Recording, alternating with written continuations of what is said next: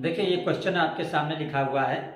ये आया है एसएससी सीजीएल टीयर 1 2018 के एग्जाम में।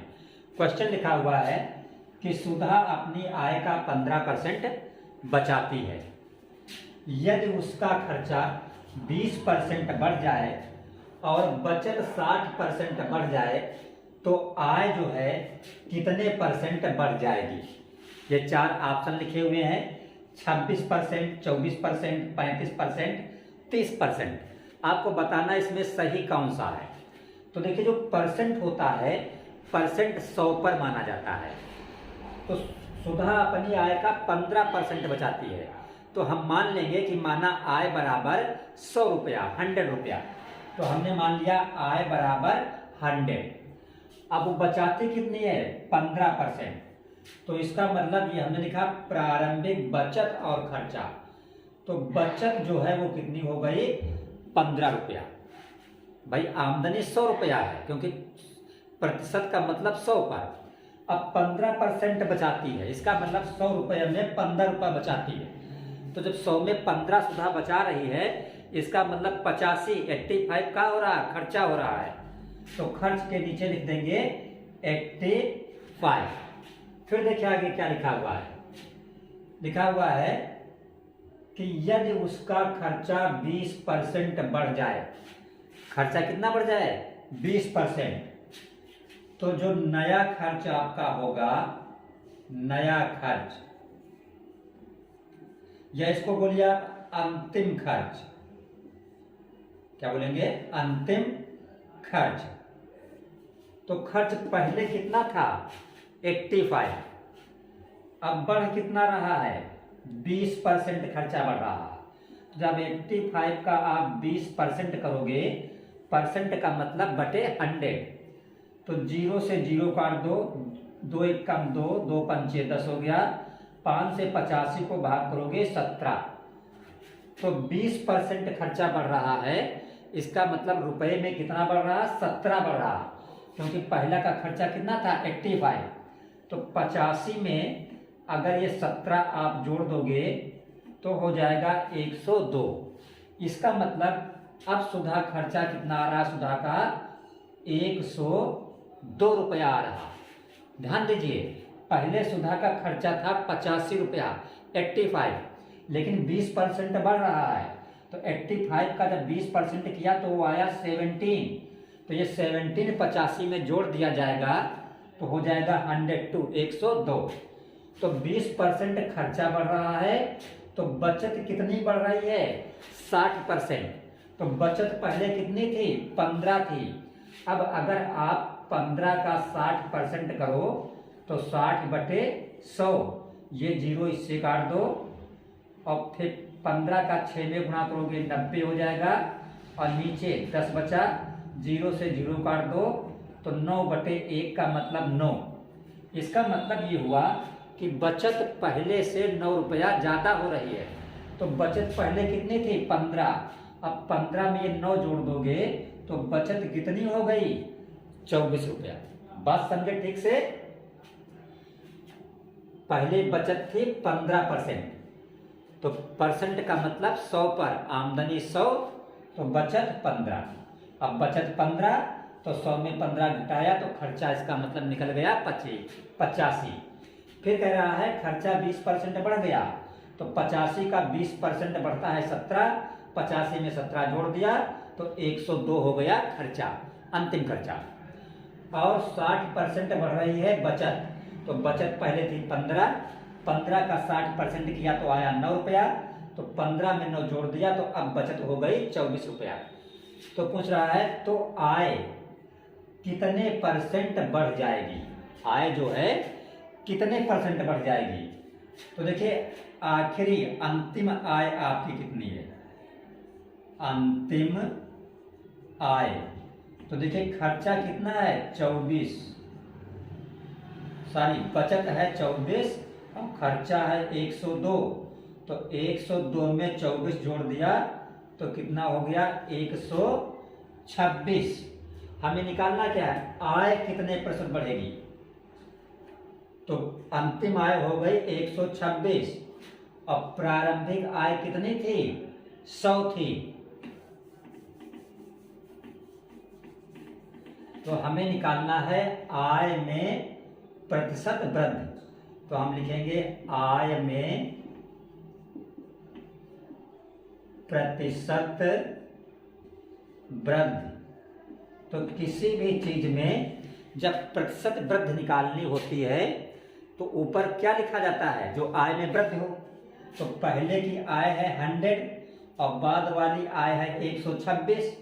तो 126 से ये 100 घटा दो तो क्या हो गया, आय में वृद्धि हो गई।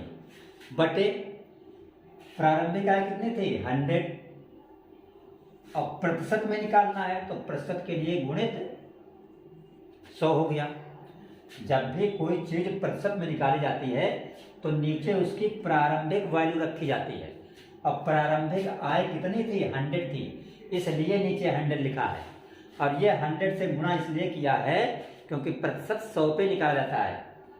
और अंतिम आय 126 थी, पहले की 100, तो ऊपर हो गया 126 माइनस 100 मीन्स आय में वृद्धि। तो ये 100 से 100 कट जाएगा, 126 से 100 घटा तो कितना हुआ 26। इसका मतलब कि आय में जो प्रतिशत वृद्धि हुई वो आपकी 26% हुई। तो यहाँ पे पहले ऑप्शन में 26 लिखा है, तो ये आपका ऑप्शन जो है वो सही माना जाएगा।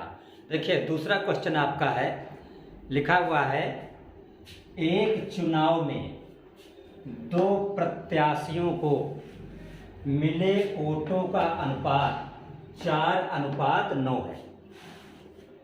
इलेक्शन है, 2 लोग खड़े हैं, तो दोनों को जो वोट मिलते हैं उनका अनुपात 4:9 है। तो 9 बड़ी संख्या है, इसका मतलब ये जीतने वाले का हिस्सा है। यदि जीतने वाला लिखा है, यदि जीतने वाला 9,84,321 वोट पाता है तो कुल कितने वोट पड़े। बहुत ही आसान क्वेश्चन है, ये पूछा गया है एसएससी एमटीएस 2021 के एग्जाम में। तो ये मत समझिए ये एमटीएस में ही सिर्फ पूछा जाएगा, ये एसएससी सीएचएसएल में भी आ सकता है और सीजीएल में भी आ सकता है। तो हमने लिखा यहाँ पे ये पहले वाले को मिल रहे हैं और ये जीतने वाले को मिल रहे हैं। तो हमने लिखा हारने वाले को मिले वोट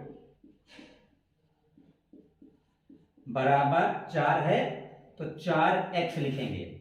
जब अनुपात होता है तो कोई एक इकाई मान ली जाती है, x y करके कुछ भी आप मान सकते हैं। तो इसका मतलब जो जीतने वाला कैंडिडेट है, जीतने वाले को मिले वोट कितने मिले 9x। ठीक है, अब देखिए यहां पे जीतने वाले को 9x मिल रहे हैं और यहां पे क्वेश्चन में जीतने वाले को मिल रहे हैं 9,84,321। ये भी जीतने वाले को मिल रहे हैं, ये भी जीतने वाले को मिल रहे हैं। तो ये दोनों मान एक दूसरे के बराबर होंगे। तो हम लिखेंगे 9x बराबर 9,84,321। तो x बराबर क्या हो जाएगा 9,84,321 बटे ये नीचे क्या आ जाएगा 9 आ जाएगा। तो x बराबर आप 9 से इसको भाग कर दो तो ये संख्या आ गई भाग करने से 109,369। 1,09,369। ये कब आया जब हमने 9,84,321 को 9 से भाग दिया। तो ये x का मान आ गया।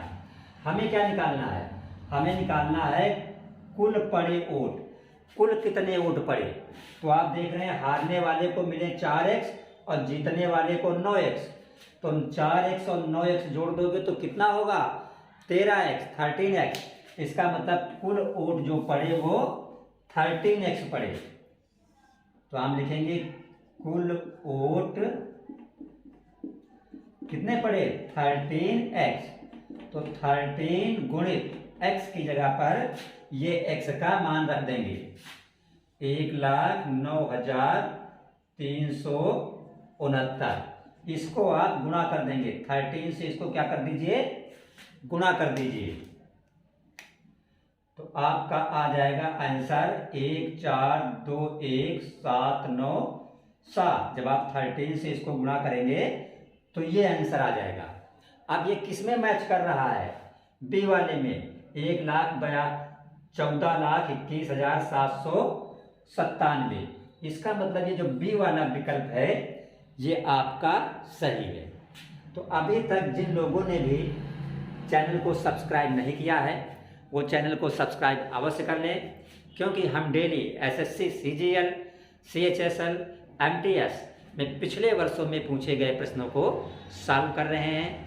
और वीडियो पसंद आए तो लाइक करें, शेयर करें और अपने फ्रेंड्स के साथ भी शेयर करें।